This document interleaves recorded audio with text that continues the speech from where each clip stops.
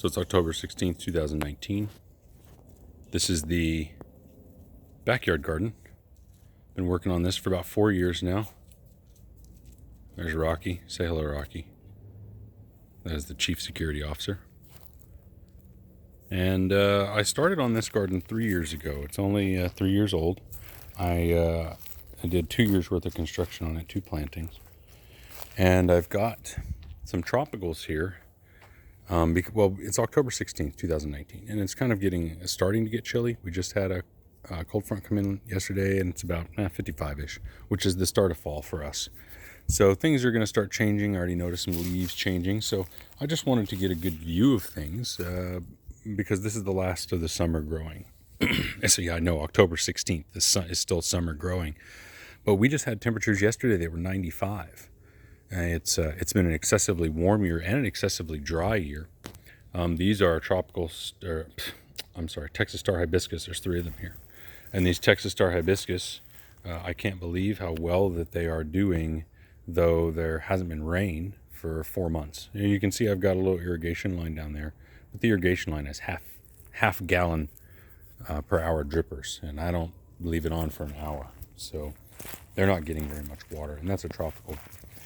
So it's the 3rd year for this garden. I anticipate it really filling out next year.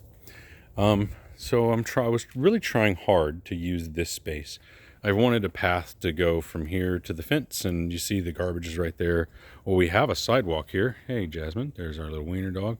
But I didn't want to always walk out to the sidewalk and walk over there and then walk all the way back around. I'd rather just cut it, right? Garbage back. Okay. And so there's a little path there. I think I'm going to put pavers in there. I'm going to put doubles instead of singles so that someone could stand in there and not just walk. You can see in this little area right here between the paths, I wasn't sure quite what to do, but I decided to put extend the vegetable garden and herb garden into pots. I'll probably put 1 more pot there, maybe 2 more pots here. I do not want to block this sidewalk. I want to leave that open for the most part. You can see how plants hang over. I kind of like that look, but I don't want to physically put something there and block it. So I might just put 1 more pot right there, something that wouldn't, interfere smaller. Anyway, so I've got a hydrangea. I bought this late season this year, and it was significantly smaller, but I'm going to take it in over the winter, and I'm hoping to have a nice big hydrangea next spring. I really love this plant, and I want a whole bunch of them. So stevia here, I love stevia as an herb. I can break off a branch of it and put it in my smoothies, and it is fantastic. Let's see, my zoom won't quite pick it up. There, let's try this. Whatever. Anyway, you can see my gardener's fingernails there too. Okay, so that's a stevia leaf. Very tasty, just a little bit needed. It's very sweet. This is thyme right here, and this is a different kind of thyme. It's very zesty, kind of tangy thyme.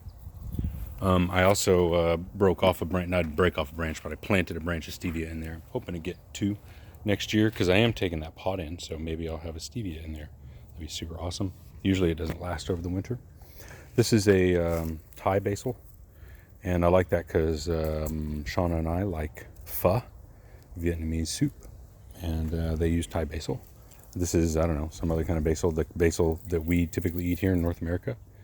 And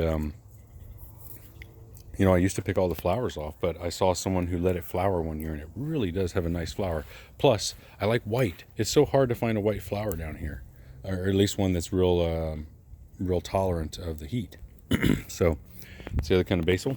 Down here, we have silver pony's foot. It's, if it wasn't silver, it'd be called dollarweed, but it's silver's ponyfoot. This is an edible. Gosh, for the life of me, I can never remember the name of it. But it is an edible, and most people consider it a weed. You might even see some growing in the cracks along here.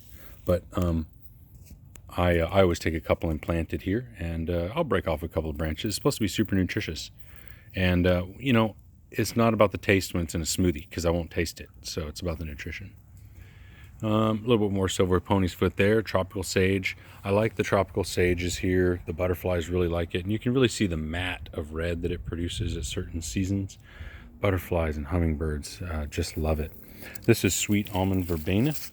Very, very leathery leaves. And these flowers really only come along in ideal conditions. I mean, if anything changes that's out of whack, the flowers go away. So you can see there's one here. They got kind of long, but most of them don't even make it that long. Most of them, something will happen and they peter out. I'm hoping the fall will be better. This is only the first year for this one. I mean, for being here, it got super big for its first year. It does have irrigation. Most of my yard is not irrigated. However, because I'm going to irrigate the earth boxes over there, I decided to run irrigation through here. And this is irrigated too.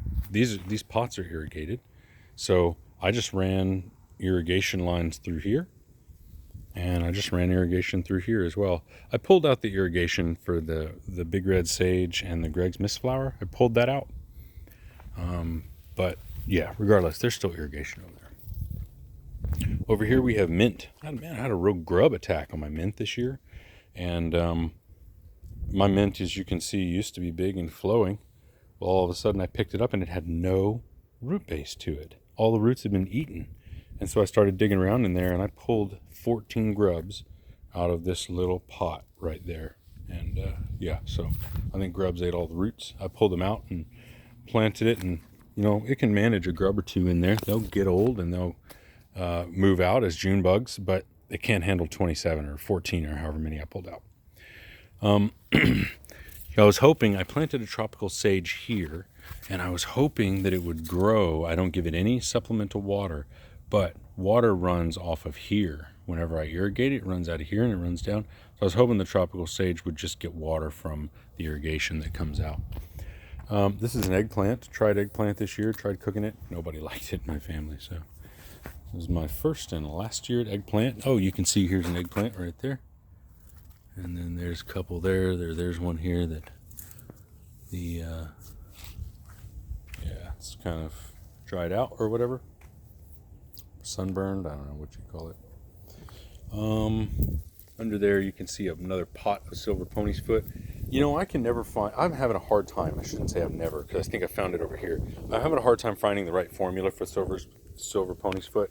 I think in this environment, it needs to be planted with something like Pride of Barbados and Mexican mint marigold, or it needs to be planted in a pot. I mean, this thing is so xeric.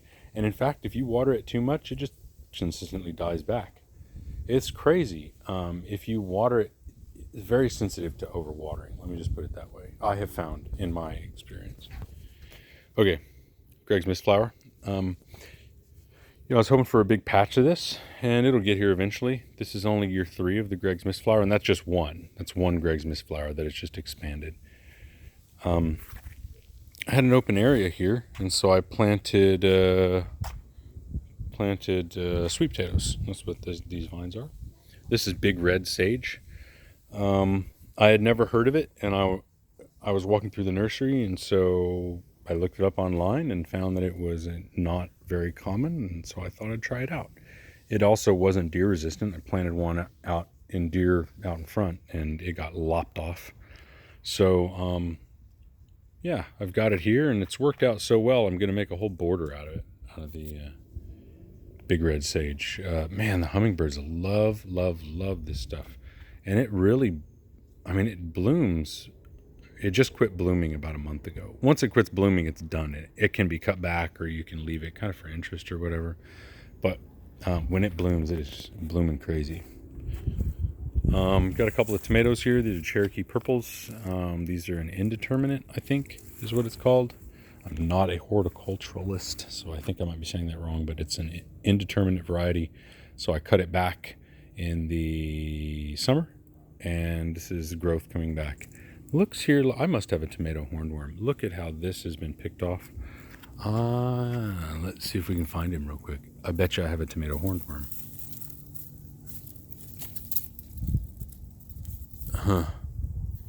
It really looks, I mean, these tomato hornworms will take out one of these tomato bushes in just a couple of days.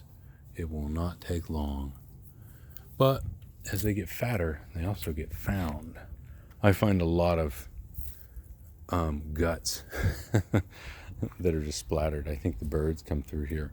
I know the birds come through my yard every morning. They come through really early. So I wonder if he's gone. Okay, anyway. These are earth boxes. It is an outdoor hydroponic growing method. And I have them hooked up with irrigation, as you can see there.